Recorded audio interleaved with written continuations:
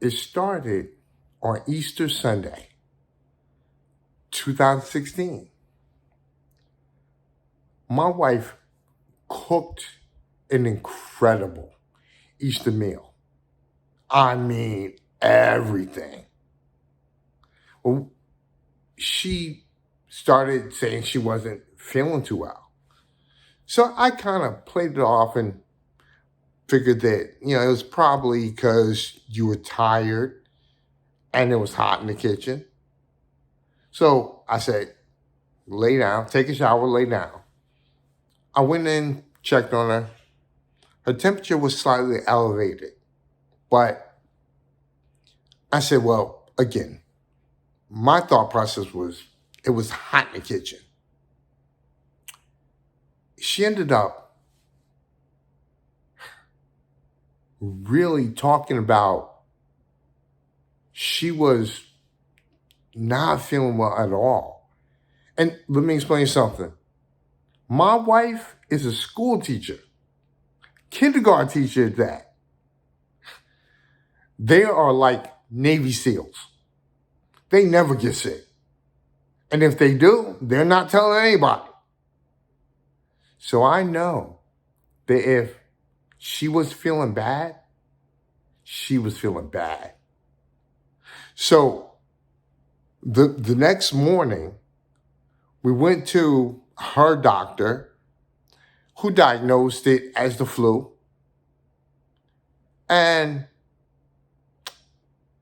when we got back home, she still was really complaining not complaining. She was in pain.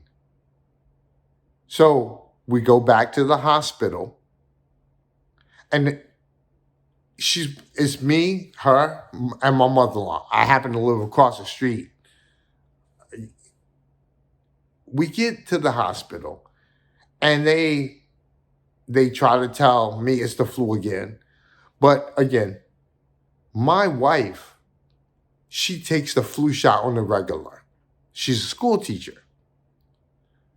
So just like I'm talking in this camera, I literally said to her, you okay?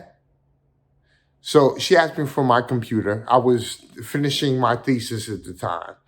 She said she's going to call the school and she's going to email her lesson plans because she's not going back to school. She's not going to school today.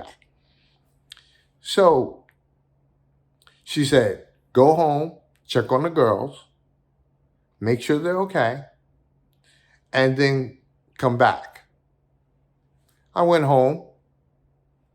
I relieved my niece who had been watching the girls. And then I laid down. I get this call around 5 o'clock in the morning. It's my mother-in-law. And she is barely audible. All she keeps saying is, you got to come to the hospital. Kim's brain dead. I was like, what? So the hospital is only about 3 miles from my house.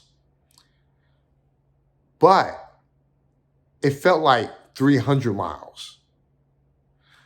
I finally get there. And when I do, they take me to the area where my wife is.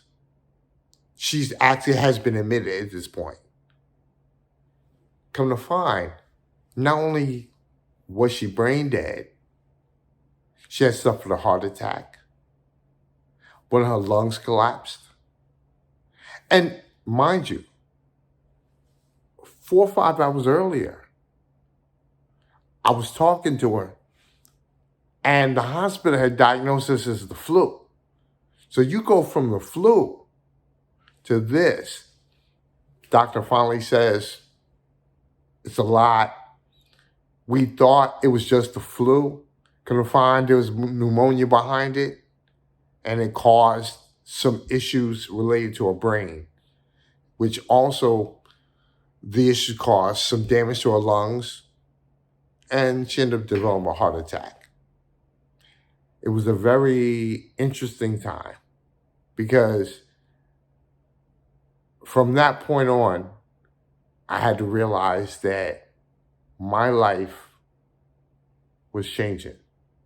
A month later, she died. But it showed that